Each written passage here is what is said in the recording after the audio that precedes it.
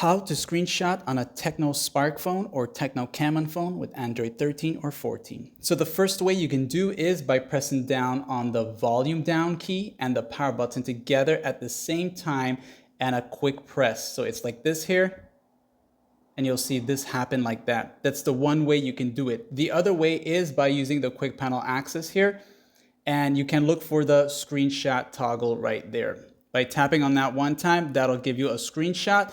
And then the other way is by using 3 fingers together at the same time, like this here, and swiping halfway down on your display like this here. Okay, so make sure you don't grab the notification panel. You'll swipe down like that there, and you will see this happen right here, okay? So to activate this one here, you will need to go to Settings.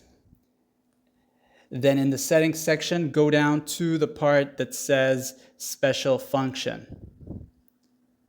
Then in this area here, you'll go down to where it says Microintelligence.